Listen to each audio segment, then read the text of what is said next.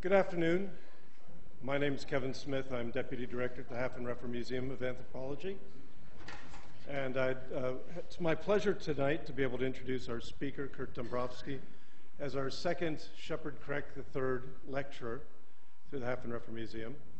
Shep was director of the museum from 1988 until 2010, and over his 22-year period, he worked on exhibits from all parts of the world, brought collections in that were global in span, and continued his own research in fields as diverse as museology, material culture studies, Arctic and subarctic research, the environment, human and indigenous rights issues, climate change.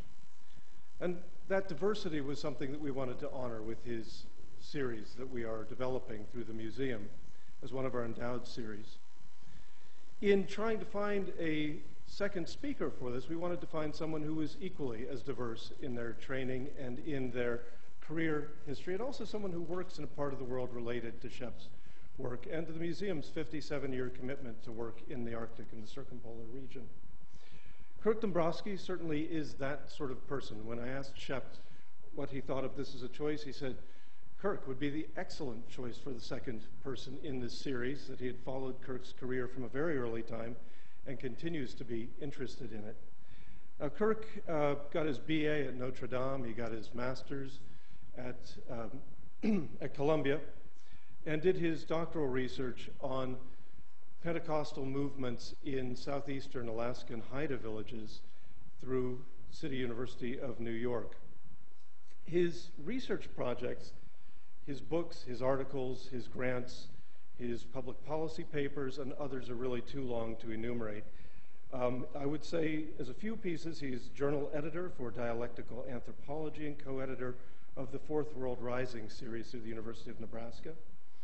An incredibly diverse research agenda that has currently focused research. I'm just going to read through a list here of things as seemingly unconnected or disconnected as preventing HIV transmission by infected drug users, drug use and HIV, injection drug user network topologies and HIV stabilization, sexual exploitation of children, immigrant victims of violence in metropolitan New York, methamphetamine sales modeling in New York City. Now, a lot of these have to do with his position at John Jay School of Criminal Research and a series of projects that he runs as a partner in large networks of research, and the word network will come back over and over again.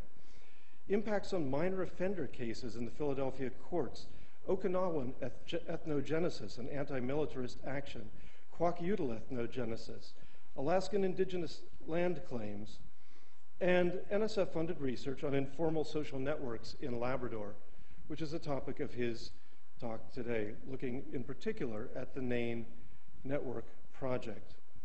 The title of his talk today is Understanding Arctic Communities on the Brink of Self-Governance, as you can see, focusing on the NAIN Network, its methodologies and its findings. I'd like to welcome Kurt Dombrowski.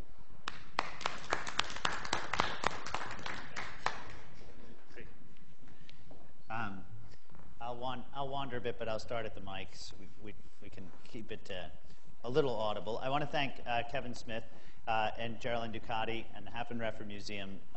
This has been a great day, and I was really excited to, as you'll tell, I know we don't talk about Pete Carroll anymore in New England, but as Pete Carroll would say, I'm jacked. So I'm very excited to be here. And the ARCUS Visiting Speaker Series, which helped sponsor this trip. It's nice to be back in New England. I grew up all over New England, and including from the age 2 until 6 in Little Compton, Rhode Island, just south of here. So I'm working very hard not to slip back into my accent. But if during the talk you hear me say Arctic, then you'll just have to translate that back to Arctic yourself. It's an honor to be invited to give the Krech lecture. I was introduced to his work by Gerald Sider and found an immediate kinship of spirit and disposition. There's an old joke in anthropology that there are two kinds of anthropologists. One that thinks the world can be divided up into two kinds of people, and one that doesn't. And Shepard Krech and I probably fall in that last category. Whether it was his work on bringing linear time back in or his interrogation of the myth of the ecological Indian for its role in conservation politics, or his framing of the field of ethnohistory in terms of its own historical context, Shepard Krech has kept coming back to what I consider to be the central question of doing anthropological historical work with and among North American Aboriginal communities, nations, tribes, peoples. And that is the extent to which our stories about their histories necessarily limit the ways that present communities can imagine their own futures. That being said, I'm a lousy historian. I likely lack the patience and the imagination that it takes to be a good historian, despite the best intentions of my teachers like Eric Wolf or Gerald Sider or Joan Vincent or William Roseberry. But as you'll see tonight, I'm interested in how history is manifest in the present and how it interacts with other social forces we might call economy, politics, cultural revival, and social differentiation. So tonight I'm going to talk about a project we've been working on since 2010 in Labrador, Canada. Like my earlier work in Alaska, I'm interested in post-land claims social and cultural transformations of Aboriginal communities. And tonight I'm going to focus on the intersection of three specific areas of that transition: wage economy, country food production and circulation, and the ongoing significance of relocation, Inuit relocation, in the way both food and economy are changing the community. So that's about all I'll read. The rest I'll just talk. This was my team. We had a team of 5 ethnographers, and we had 4 folks from the community who served as research assistants, co-investigators, collaborators, general people who kept us out of trouble, and these are a few of them. I don't have pictures of everyone. Some people were more camera shy. This is the area that we're talking about. Nain is located right about here. Oh, I have a pointer. I'm going to have to do, if I start doing the hands wrong, you'll tell me. So Nain is located right about here, and this is the area over here is the result of the 2006 Labrador Inuit Land Claims Agreement. The areas in the sort of dark orange are the actual areas they control. The areas in the yellow were Labrador Inuit land use areas that are co-managed by the Nunatsiavut government that came out of this arrangement. The area looks sort of hard to tell on a map. This is an area that's about the size of Belgium, and it's occupied by about 4,300 people. About an equal number of people live in Happy Valley, Inuit people live in Happy Valley Goose Bay, where they've relocated from the coast. I'll talk a little bit about that, but that was the second half of the project, and I won't talk about that tonight. If you're going to talk about land claims in the north and land claims in Aboriginal country in general, you're talking about, these days, you're talking about mineral resource extraction, oil and other things. And that's the case for the Labrador situation. This is a nice map looking down on the top of the world. The black are mines. The vast majority, mines only last about 15 years. So, and this is a fairly recent map. That means these are all mines that are in the last 15 years. And they're very, some of them are very far north. The ones on Labrador aren't pictured here.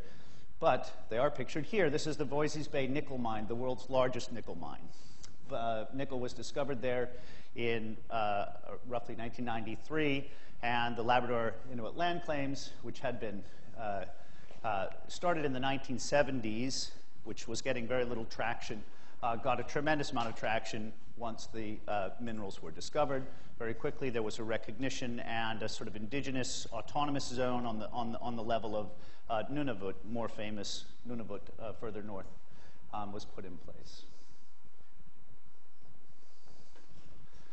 So tonight I'm going to talk about the results of this research project that we did, and at the center of this research project was an interest in informal networks and network analysis. And networks are very familiar to us now. They're in the news a lot. People are on Facebook and so on. What we mean by a network really is any kind of connection between people. And this is sort of one of those general problems in social science, in that we're interested in relationships, but you can't see relationships.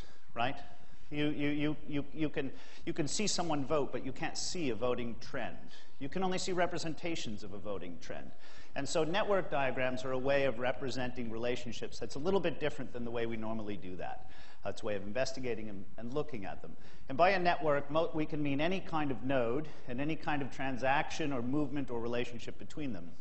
Now today I'm mostly going to be talking about the nodes, the dots, or households, And the transactions between them involved all kinds of things. So we asked people in interviews about country food and how that was exchanged, who they went to for questions about traditional knowledge, housing, youth support, alcohol co-use. These were all various domains, and people came in for interviews, and I'll talk about how they came in. And we would sit and talk with them and ask them about their network alters, the people that they connected with. And they would give us a name, and we had the name of the person we were talking to, and we would take these dyads, these collections of two, and aggregate them into these large network maps. So we did about 330 interviews, and in Maine, which is about half of the adults in the community, we had people from 218 of 245 households, about 85%. The interviews lasted about 2 hours, and we did kinship diagrams for 215 of those folks, roughly. And so altogether, we had about 20,000 transactions and kinship relationships that we were able to map over the course of 12 months. Once we take these networks and we mash them all up together, one of the nice things about it is you can sort of take all these different domains, you aggregate them into a single large network diagram, and then you can break it back down again according to the kinds of questions you're interested in. So we can take the networks of exchanges of the community across all these domains, and then we can look at, well, what were the exchanges among women, or among men, or among young people? If we could we had household information and complete mapping, so we could aggregate them at the household level and look at exchanges as they were transacted between households, which in Inuit country is a big deal because a lot of people do there's a lot of questions about how people collectively produce and consume across what look like ostensibly separate households. And so by being able to take the networks, network diagrams, and aggregate them to the household level, then we could start talking about sort of systematic group-wise exchanges. And then finally, we could talk about how agencies and governments were integrated into those networks. And we could talk about the form of the networks as a whole. Like a wiring diagram of a house, networks have properties of the whole. You can turn on a switch in one place and the lights go out in another, right? That's true of networks, the social networks in general, too. There are relationships and patterns in the way people are connected that mean that implications and results move across the network. And so we can characterize the network as a whole as well as characterize the roles that people are actually playing in the networks. And so here is an example. This is all of the answers that we got on the question of if you had questions about your customs, culture, history, or tradition, who would you ask for answers? Have you talked to this person in the last year? So the first part is sort of we would always ask these kind of primer questions, get people interested, and then we start trying to talk to them about actual exchanges. And the maps that you see are of actual exchanges. And all of these network maps were drawn by my son, who is an intern in our lab. So he gets a lot of the artistic credit for what's up there. So how do we get people to come in? Well, as you might imagine, it's a little bit difficult to recruit people in indigenous communities for long, boring networks. So we did the obvious thing. We paid them. But more than that, we wanted to avoid being a very invasive kind of project. We wanted to get the word out about what we were doing, and we wanted to respect the privacy of people who didn't want to be involved. So we used a technique developed by sociologist Doug Heckathorn at Cornell called respondent-driven sampling. It's basically a reverse Ponzi scheme. What we do is you bring people in for an interview, you pay them for the interview, and you give them 3 recruitment coupons that they can give to anyone they want, right? And just 3, and the coupons are numbered. And what that allowed us to do, then when someone came in with a coupon, we could see that connection. If someone came in with one of your coupons, you got an extra $10, but you could only get 3. And the person who came in for the interview would also get $30 for the interview, and their 3 coupons. And so people who fully participated could make up to $60 in the project, which people liked, especially on bingo day. We would see a lot of people come in, collect their tokens on bingo days. And but on the whole, what it allowed us to do is, within 2 weeks, everyone in the community knew us as, oh, the guys from New York with the coupons, and which worked really well. The other thing was, if we never did any direct recruiting for the project. After the first 15 people came in with coupons, we just, or 15 people came in for our focus group, we gave them coupons, and they went out. We never did any additional recruiting. Everyone who we talked to came in voluntarily. And everyone we talked to got their coupon from, and therefore had talked to, people who had already been through the interview, been through the project. So it gave us tremendous transparency. It allowed us to respect the privacy of folks, and it allowed people to talk about what we were doing without us being knocking on doors or worrying about all that stuff. And so the big question then becomes, how accurate was what we found? Oh, sorry, here's the recruitment. This is connections going between households, where the coupons passed on day 12 of interviewing, and then by day 60 of interview, which was a lot of days. I look at that and I think, yeah, day 60. We did 78 days of interviewing. How did it turn out? If you believe the Canadian census, it turned out really well, actually. One of the things, and I won't go into a lot of the math, I told Kevin, my project partners who are the street ethnographers in New York, when I write a paper, if there's too many charts or numbers, they write MIGO in the column, which stands for My Eyes Glaze Over. So we're trying to go with a low MIGO approach tonight. I can talk a lot about how the sampling corrects for biases in the sampling process by allowing us to look at how the coupons travel. If anyone has any questions about that, I'm happy to answer them. But the end result is that we do that. We correct for the biases that we find that we discover in the referral process. We use that to adjust for differential recruitment, and it allows us to give population estimates. And the population estimates we got, these are our estimates. This is the Census Canada, Statistics Canada census estimates, and they're right on pretty much everywhere. It's not hard to get a representative sample when you talk to everyone, and we talked to half the people in the community. But we were very glad to know that we did. We did miss some folks in the 50 to 59-year-old age group. We had a lower representation there. And we found more people employed than the Canada Census. We think our number's better because this is the 2006 census, and the Voisey's Bay nickel mine opened in 2006. So we're guessing that this is more a historical thing than an accuracy problem. And here's basically who we talked to. The community is about 90% Inuit, 8% Haudenosaunee, which means sort of a mixed person. It's actually a pejorative term, but people don't use that themselves. They say mixed. But the official term is Haudenosaunee, and then non-Aboriginal, about 2% of the people. Mean weekly income was about $233, $570 per household. And here's sort of some employment stats. You can see the vast majority of people are working less than full-time, despite the mine. And so relocation. First point.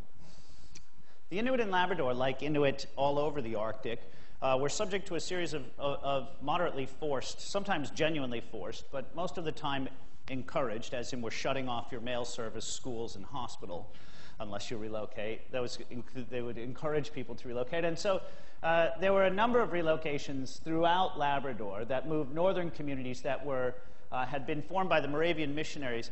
Moravians had formed most of these communities and had supported them, and supported themselves through seal hunting. The Moravians didn't just missionize; they ran a trading store. They purchased seal fur. They sold furs and so on. By the 1950s, they were broken out of business. The Hudson Bay Company in Labrador was broken out of business. The government had taken over most of these small communities. And they wanted to relocate them, centralize them, and so on. And so folks were moved to Nain primarily, some to Makkovik, some to Hopedale. Nain at the time had been there since the 1780s and was the largest Inuit community on the coast. The others had a much more mixed settler Inuit population. So even many of the people who relocated down to Makkovik or Hopedale within a few years wound up in Nain.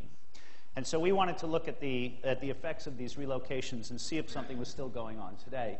And so we did that by creating this sliding scale of relocatedness. And that's because these relocations happened in the 1950s, right? And so most of the folks who were directly relocated have passed away. But our sense was that folks who were the descendants of people who had been relocated were still being affected by the relocation process. And so to do that, we invented a very simple scale. We just asked people where they were born, where their mother was born, and where their father was born. And they got 1 point for each person who was born in a relocated community. So if only my father had been born in a relocated community, my relocation factor would be a 1. I would be in this category. If neither me nor my parents had been relocated, I was a 0. And if both me and my parents had been relocated, I was a 3. And you can see we got what you would expect, that the number of people who were born in the community and were relocated in the 1950s was fairly small, but their descendants, through either two marriages between relocatees or someone who married locally and someone who was relocated, were quite numerous. But again, the highest number was people who were neither. Okay, so MIGO. I'm going to just show you, in order to show this stuff, I'm going to tell you about an affiliation table, and this is a sociology idea called homophily.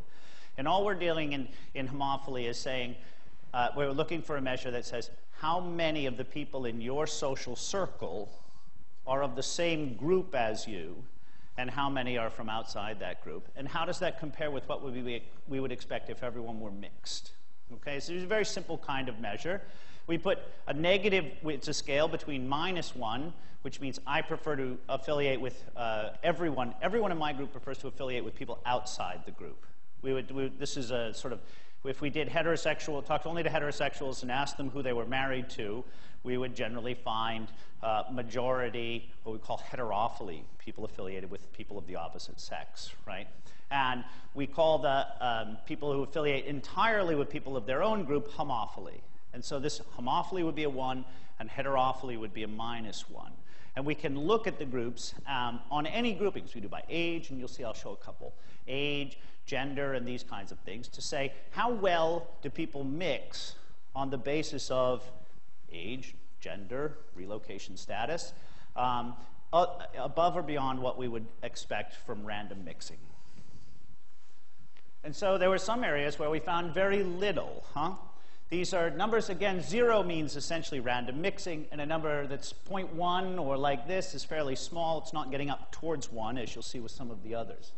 So in here you can see there's some heterophily, some homophily among folks based on education level. Folks who did not finish high school tend to associate slightly positively with others who did not finish high school and slightly negative with folks who did finish high school. But these numbers are actually fairly small. When we get to relocation status, we find that if you are a person of relocation score 0, that is both you and your parents were born in Nain and not relocated, you tend to affiliate with people who are also in score 0, less with people who are score 1, a good deal less with people who score 2, and finally almost never with people who are score 3. And the exact opposite, the same thing, but in the opposite direction, on people who were relocated, they tend not to associate very much at all with people who were born and whose parents were born in Nain, and their affiliations get more positive as the people they're talking about get more relocated. This is a kind of notion of a social boundary. It didn't work as well with economics, which we expected it would. We expected there was some kind of affiliation and disaffiliation among people at different economic levels. These numbers were sort of all over the place. Get some big negative numbers here and there. Get some pretty genuine folks who make over $750 a week in their household tend mostly to associate with others like themselves and not much with anyone else. But the others were all mixed. And so we had a sense that something, because people talked a lot about economic divisions, we had a sense something was going on. And so we did. We looked at a two-variable analysis, bivariate analysis of relocation and income, and what we found is very interesting. If you are relocated, here's your income, relocatees of high and low income. The main social boundaries that divide you in the community are economic. Folks who are low income and relocated tend not to have much affiliation with high-income relocatees or with high-income non-relocatees. For relocatees, the main divisions, the main social boundaries they bump up against are economic. For the folks who are not relocated, all of their negatives, primarily, at least the significant ones, are in this half. That is, they affiliate on the basis of relocation status. Relocatees have their friends and connections on the basis of economy, of social class. Non-relocatees have their social circles determined by relocation status. What does that tell us? Well, it tells us, for one thing, that the impact of relocation is alive and well in communities even 60 years later. But it also, interestingly enough, shows us that we have sort of two very different systems of social boundary forming going on in the community. That relocation is interacting with economic factors to create a very complex two-system form of social boundary making, of social differentiation. And this is something we really haven't had the means to look for in the past, and something that, so therefore, hasn't really been very well theorized. So this is a paper that's coming out in Identities fairly shortly, trying to think this phenomenon through, of two divergent sets of inequality acting in the same social system. So, having talked about relocation, point 2 was country food. Oops. Come on. So we asked people, if you did not have any country food, wild meat like caribou or other things like fish, birds, or berries, who would you go to? When was the last time you received any country food from this person? How many times in the last year have you received country food from this person? We asked about what they did, when they... We asked all of those questions about food exchange. And what we found... Oops, I keep pushing the wrong button.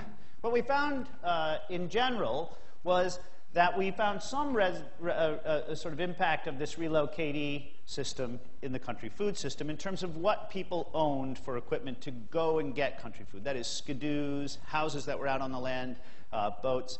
And you have to remember, when you concentrate communities that could survive off the land because they had 50 people into a community of 1,200 people, you can't go out and go get stuff. Right? There's too many people. The caribou know not to come next to a community of 1,200 people with guns. And so they stay far away. And so you have to have a skidoo. You have a cabin that you maintain out on the land. You have a boat that you use to get to your cabin during the summer to go fishing or to go seal hunting. And during the winter, you have a skidoo. And the skidoo trips to go caribou hunting are roughly 100 kilometers, sometimes more, sometimes less. 4 or 5 people go together. They get 2 drums of fuel. They take 4 skidoos, right? And so hunting, because of the relocation to and creation of these sort of large communities, is a fairly intensive affair. This is what individuals in the community reported going after: fish, caribou, partridges, which are ptarmigan, but they call them partridges locally. They actually call them partridges locally. And some things, this is sort of general fish. Char was separate because it's a different season. When it comes to the actual sharing, though, the vast majority of sharing exchanges that we saw were with caribou. That's the big one. And because it's something that people are going out and getting 4 or 5 people to go and get, they'll get 12 or 13 caribou at a time, bring them back. So this is obviously something that's more amenable to sharing as well. But it forms an important part of the diet for a lot of folks in the community. However, when we put all of these connections, sharing and exchange connections together and start to look at the network, we notice a couple of things. The first is that the network, with our little wavy line here, was not very stable. And that is, we used a kind of mathematical algorithm that looked at tension within the network. And so by not stable, I mean that we would expect, if we went back there now, 2 years later, to find people in different network roles than they were in when we talked to them at the time. When we looked at flows across the community of resources, caribou and such, we found that there was patterns of dependency that tended to have individuals dependent upon groups. And I'm going to talk a little bit more in detail about how we found that and what that means, so you can see it. But this is sort of general character of the network, was that it was not that stable, and that you had this sort of one-on-many kind of dependency. And so here is the network of exchanges, 500 and something exchanges that we were able to get sort of specifics on in the 12-month window. The vast majority were with recently. People didn't remember stuff a year ago, but so the vast majority were fairly recently. And one of the things we noticed right away is this large number of hubs. And hubs is a network role that you'll hear me talk about a bit tonight. All it really means is that someone who has a lot of incoming connections. They were named frequently. Some of the people who, when we asked, who did you last share country food with, who would you go to if you needed country food, who was the last person you received it from, some people were named 30 and 40 times. The vast majority of people were named no times. And so, you know, there was an interesting distribution system, and I'll talk about that in a minute. These people who were supplying a lot of people with food, we would call hubs. The second sort of thing that we looked at was for ways that you could separate the network in which you had well-connected people connected to other well-connected people. That is, hubs could be individual, right? I could be what we call a network star. I could be one person, and everyone else around me depends on me, have 25 people depending upon me, but I'm not connected to anyone else who's very well connected, right? I'm only connected to people who are just connected to me. If we look for people who may only be connected to 5 people, but all 5 people that they're connected to are also connected to 5 people, we're talking about a different kind of phenomenon. And we use an analysis called the Sedman K-core analysis to look for this in the network. And what we found was that there was a significant core, a significant group that were frequent exchangers with each other, right? And so that you had a lot of stuff sort of going back and forth between these groups. And so we broke the network down on that basis. And what we found was, of the hubs, there were 8 people, less than 1% of the network, that were what we called super hubs. These were folks who were responsible, 8 people, for 20% of all the country food exchanges in the network. And then these regular hubs, 8.5% of the network, that were responsible for 54% of the exchanges in the network. And then finally, non-hubs, 92% of the network were responsible for less than half the exchanges. And you can see super hubs had a very high, this is individual income, this is household income, household income and household income. So there's a clear relationship in here between economics and your role in the network. We'll try and get at that in just a moment. When we did the core analysis, we found that 23% of the households that wound up in this core, through this core analysis, were responsible for 85% of the exchanges. And if I go back up, you can see in the core diagram how this is. So there's lots of exchanges going on between these folks, lots of lines. And there's lots of lines going from the core to the rest of the community. And there's almost no lines going between these folks.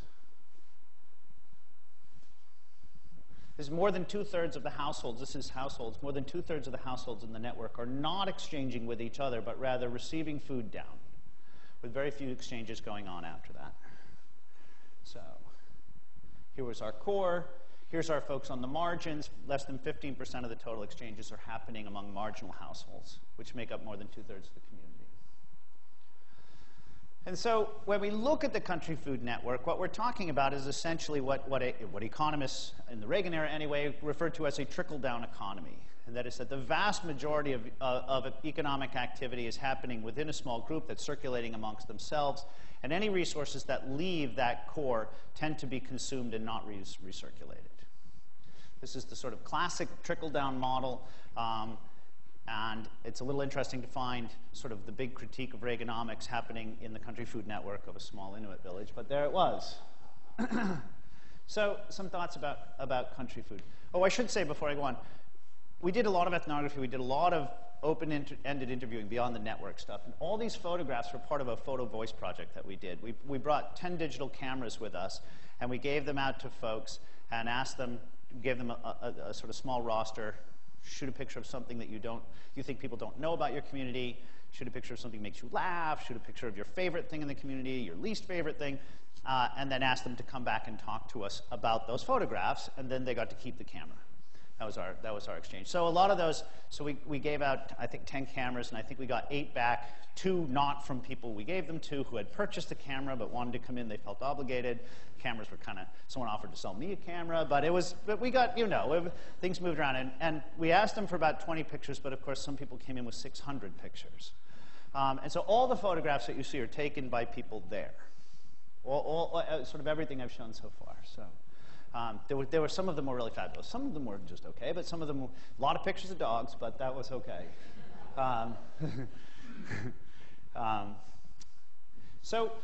Country food. So what can we say about this? Well, we've pointed to, and I'm going to come back to, the relationship with the new economy that's going on between country food and this. But we could see the impact of relocation from the beginning in the distribution of the kinds of things that you need to get country food. And we see that there is this sort of interesting core relationship in the community, and that the vast majority of subsistence work is being done by, and exchanges are traveling through, a small number of people. So despite the fact that everyone will tell you that this is good food and that it's important to them and so on, the distribution is far from even or widespread. And it's being impacted by relocation, and there's hints in what we showed so far that it's being impacted significantly by the economy. And so that's the last thing that I wanted to talk about, was this question of jobs. And so we asked people, if you were looking for a job, part-time or full-time, who would you go to for help? Do you know anyone here, a name that could possibly help you find paid work? Have you asked this person for help finding work in the last year? Did they help you get a job? If you're working now, how did you get your current job? And so we asked a lot of stuff that allowed us to draw connections of actual job help between people and their sort of job helpers. In contrast to the Country Food Network, this network was incredibly stable. If we went back now, 2 years later, we would expect the same people to be in the same network roles that they were in 2 years ago. There was not a lot of structural tension in the community, in the network. And unlike the Country Food Network, where we had sort of one-on-many, and now you can see what that one-on-many came from, right? In the Country Food Network, that one-on-many dependency was marginal households dependent on core households, right? They might have been dependent on more than one core household, but they were individual. The majority of people were in households, and individuals were individuals dependent upon many. In the job network, it was one-on-one kinds of dependency that we saw quite regularly. Oops. And so here's the network. Again, you can see that there's a number of hubs in the network, but of course the number of hubs is much smaller.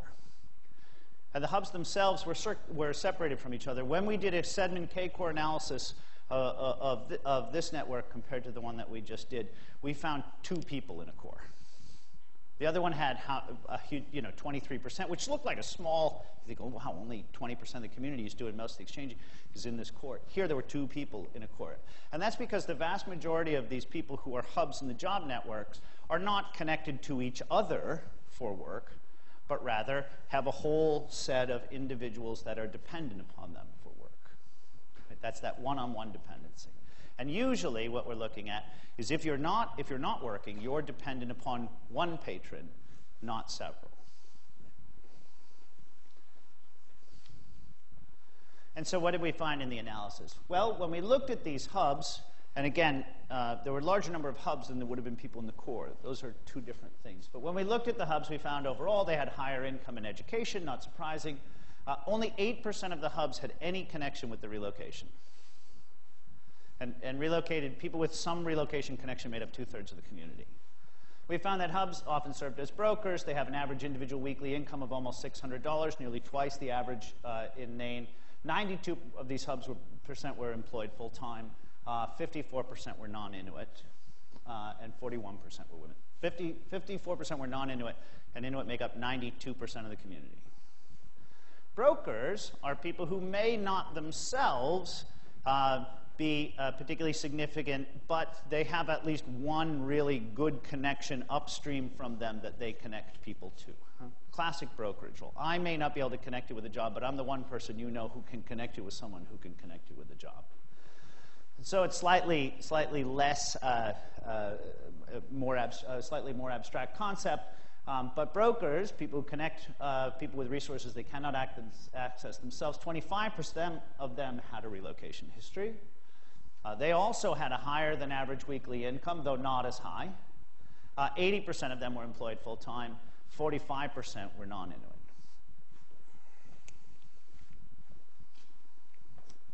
So we tried to look at the relationship between employment history, employment status, role, and place in the network, and people's relocation status. And this is a familiar kind of affiliation chart. You all know how to read. -1 is really bad, means you're really excluded and isolated. +1 means that you're isolating yourself from everybody else. And what do we find? We find that non-relocatees with high employment shut out a lot of folks who are relocatees with low employment. They have almost no affiliation.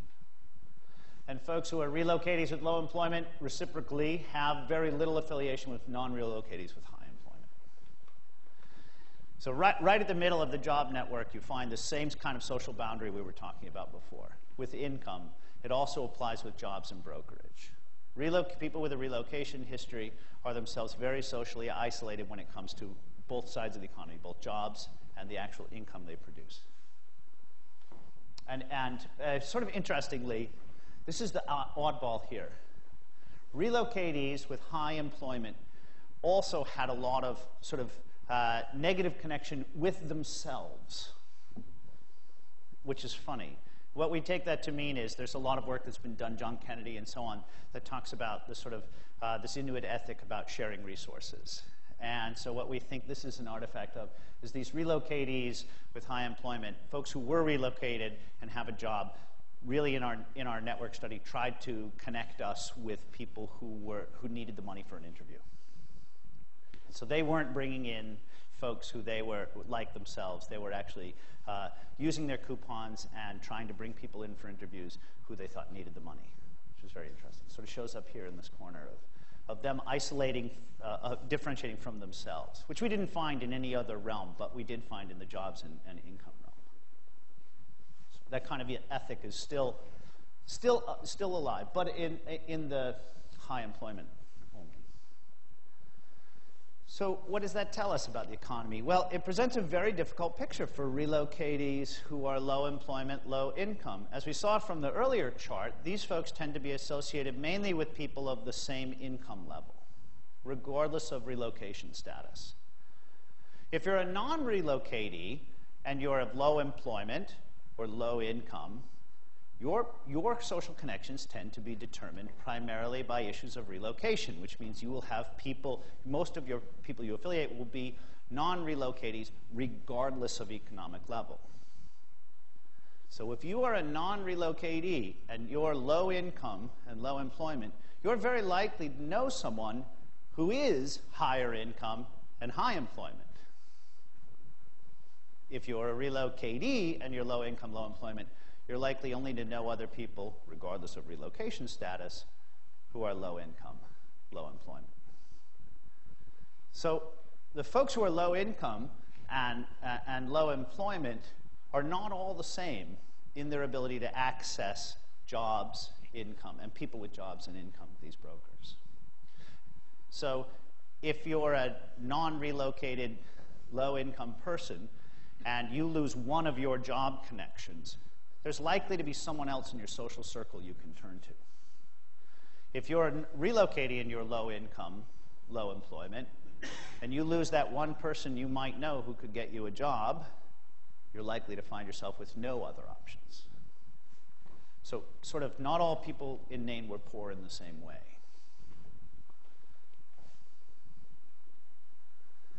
This came through a little bit when we started looking at access to the tools that people need to go hunting and fishing. And this is sort of the last hurrah of the paper.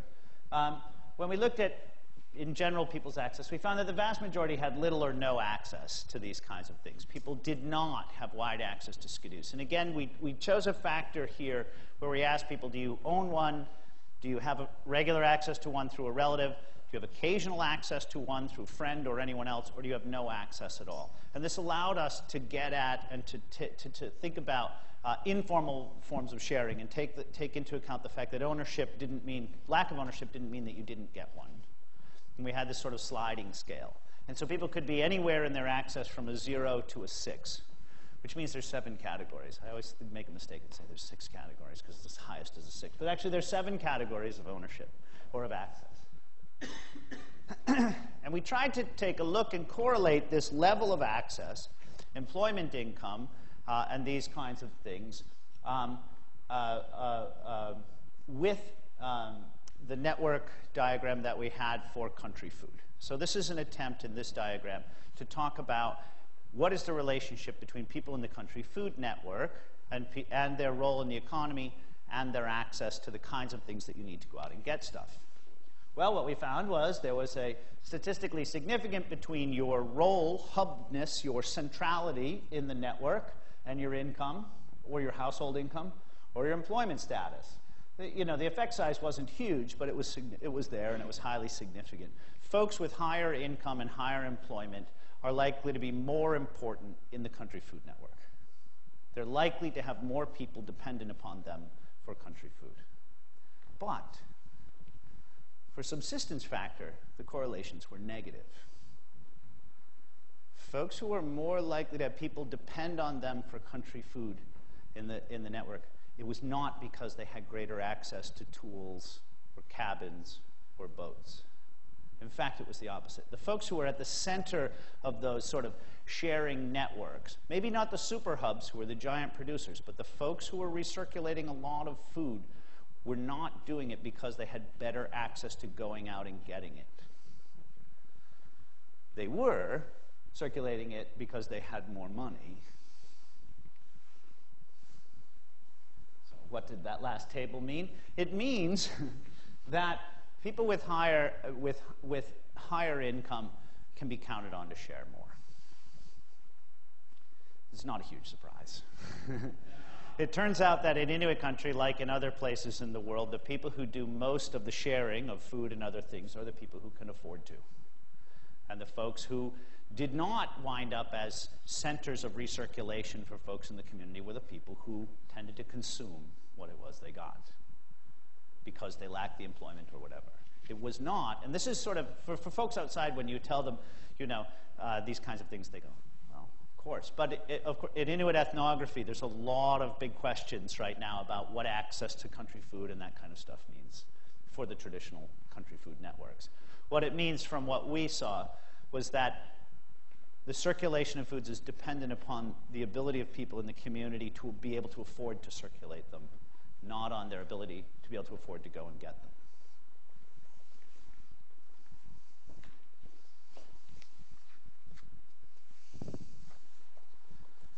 So, some closing thoughts. I have to find my page on my notes. I did all of that without a net.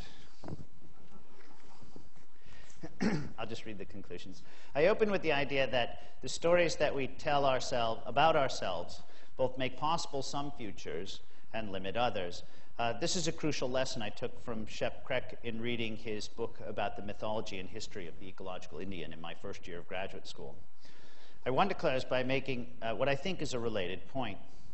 The transition to self-government in the North and in Indian country the world over has brought about opportunities for new futures and new imaginings. But it's also brought with it a host of political and economic changes that are radically redistributing the ability to make those futures within these same communities. We don't often think about the right to shape one's future as a resource that's distributed among a people, but I think we should. And if we do, then I think we will quickly see that this resource, this right or ability to make a future, is not simply unevenly distributed, but also that the forces governing the redistribution seldom have their origins in the communities themselves. The result is a class of new, quote, owners in their own land, as the title of a popular book, with little stake and little voice in where that land is headed. This was hardly the hope of those early advocates for land claims and sovereignty, and it would only compound the problem to see this as a necessary cost of doing business in the land claims or Indian business as it stands today, of being in the game or being at the table. My sense is that we can hope for more and that we can expect more. But first, we have to be willing to see that this is happening. And so that's what we try to do today. Thank you.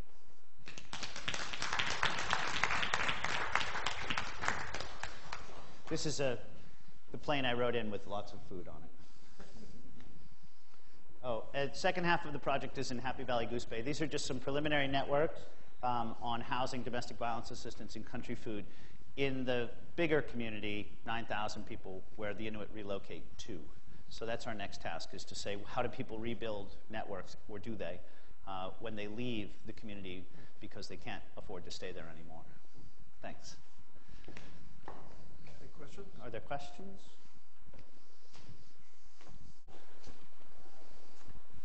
Answered all the questions. This is perfect. This is... Oh, Kurt, did you have a sense with the, you've got the dual economy going on the one hand, people have right. access to outside resources, and then the subsistence network, and they're interestingly connected. But the question of the people who've moved in versus the locals, and yeah. the fact that the people who've moved in, even though for the most part people who score on your relocation scores above a zero, they aren't actually people who moved in themselves. Right, they're born and raised in the community. Later, right? Yeah. So is the implication there that they are, to some degree, more marginalized and disadvantaged because their kinship networks probably have been disrupted? Or? That's what we think. Yeah. I mean, it's hard to chart that directly. It's hard to say why people are marginalized. We can generalize from who gets marginalized and try and imagine that. Folks didn't talk about, there was, the nice thing about this sort of sampling method was that folks didn't say to us, well, what you really should look at is a combination of relocation history and economy. People would say the haves have it and the nots not, and they would complain about stuff and talk about some people get jobs and some people don't and so on. Interestingly, we found very low correlation between the jobs network and kinship. I totally was shocked to find that, because everywhere I've ever worked, they say, oh, family connections, family's everything. If you're a Merkaratsuk, you're screwed, and if you're a Jackson, you're fine. This is, when we looked at it, the kinship network actually had very little influence on the job network. It's fascinating. But as to the why, what we can say is that we found a systematic expression of this in the community long after the relocation. Folks born in Nain, but with a relocation history, are pushed out, And the data, the information you're generating, is that going back into the community? Is it going into the community? They have all of it, and they have all the reports, and they get all the papers. We've gone up and done a couple of presentations. It's hard to get people to come to a community presentation. And sometimes, we've tried to, I have a whole bunch, there's a lot of interesting things going on in researcher responsibility and connection with the community and so on. And there's a lot of gatekeeping that goes on about, sort of having the right to be there and what questions you're going to ask and what you're going to publish and that kind of stuff. There's missing a mechanism for feeding back information into the community. The majority of research, I can speak freely, I'm tenured. The majority of research committees are gatekeeping, have a primary gatekeeping function. They don't have a distributive function. And personally, I think that it would be a great idea to include in project budgets as a requirement. The research committees of communities like Nunatsiavut could require research budgets to pay for a distributive mechanism in the community, right? Say, you will have 4 people assigned to you. They will come and check your project at various kinds, the kind of checking that they usually do. But they will also, at the end of the project, be responsible for the distribution of the results within the community, rather than saying, you need to come back up here and show your charts. That's as much people don't care about that stuff, But now you have all kinds of risks of people interpreting your data for you to the community you'd hopefully like to work in again, and so on. But I think, this is not as big a problem as nothing happening. I think we have to take some chances. So we've been working on this, and we had really Jane Dicker, some folks who just, funny, let me see if Jane Dicker, who worked for us, I'll show you a picture. Come on. I should have just stopped it and gone back. Almost there.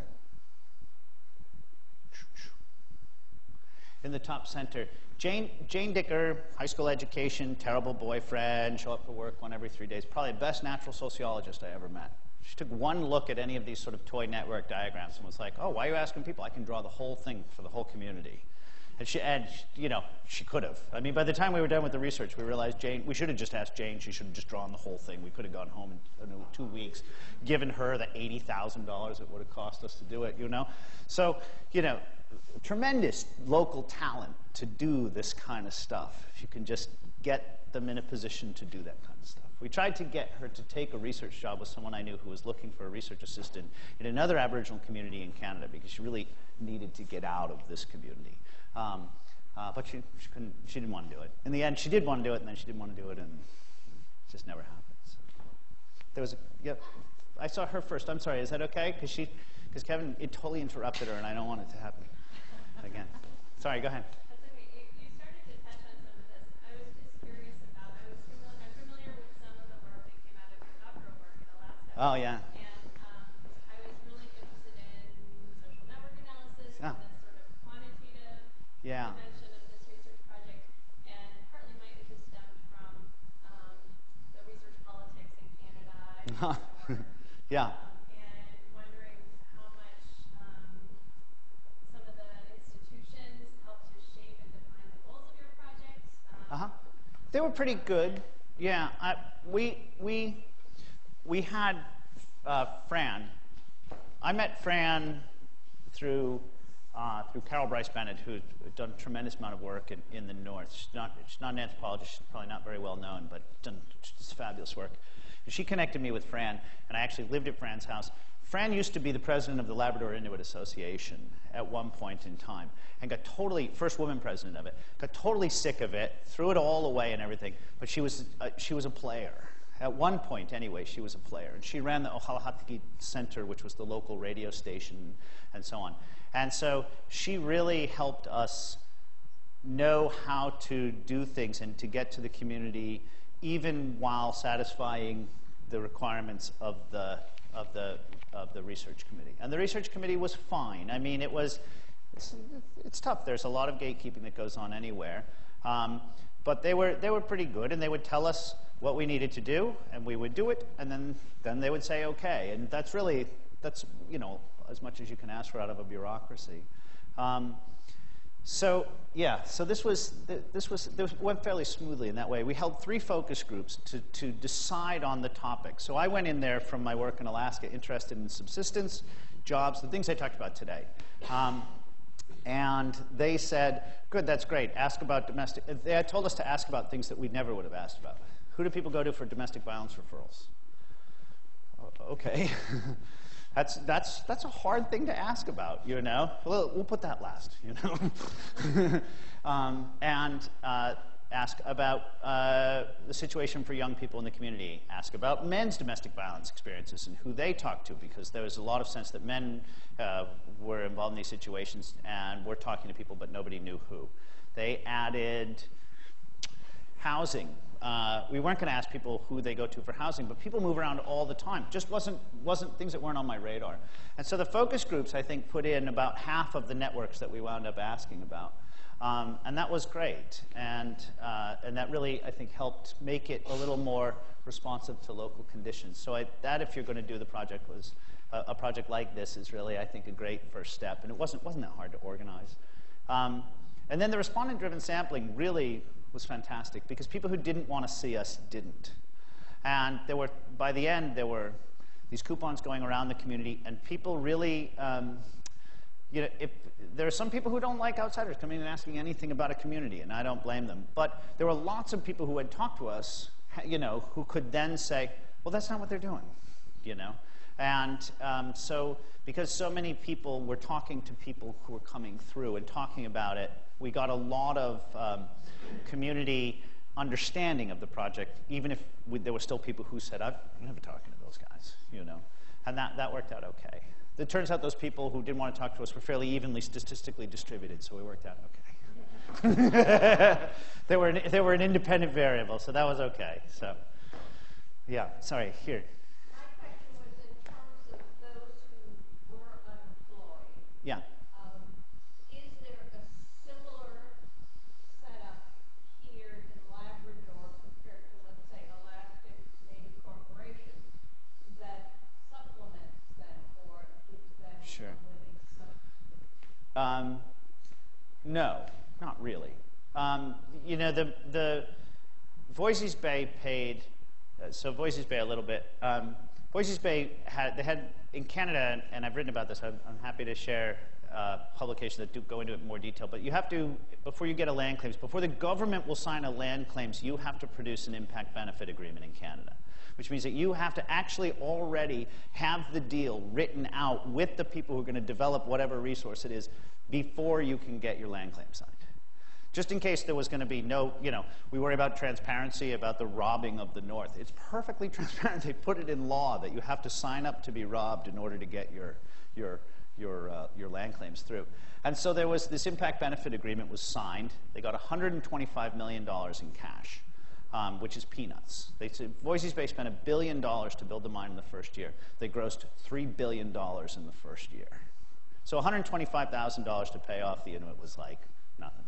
And then the problem was, in 2007, a year and a half after the mine opened, we had this small financial crisis, and the world price of nickel dropped from $25 a pound to $4 a pound. So they shut down the mine. And it was just reopening in 2010. So then all the money dried up, and they weren't paying it out, and it wasn't coming out. There was sort of There wasn't the regular payout. So a lot of the folks were dependent upon EI, employment insurance, basically. We call unemployment insurance, they call it employment insurance, EI. But that amounted to a couple $100 a week tops. So there wasn't a big social support system. I think the elder pension there is somewhere around $180 every 2 weeks. So, yeah. Sure.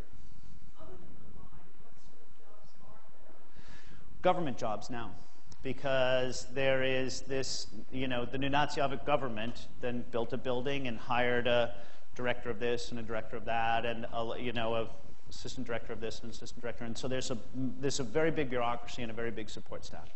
And then Voisey's Bay sponsored a couple of sort of co-owned, 51% locally owned companies that do certain kinds of jobs around it. Environmental management companies and stuff like that monitor the effects of the mine, which one of the biggest things was they bring these boats in year-round, these big ore ships, and they break up the ice. And people travel on the ice, and so if the ore ship breaks it up, it makes a mess of the ice, and you might not see it. And so you could get in a lot of trouble. So they have these companies that Voisey's Bay has started that they pay to build these bridges, these sort of movable, floatable bridges across wherever their boats go. And the boats come in about every 2 weeks. So they employ 8 or 10 monitors that monitor the bridges at all times and move them when the boats are coming and that kind of thing. People work at the grocery store. They work at the clinic. But there's not a ton of employment. About half you saw are probably working less than part-time.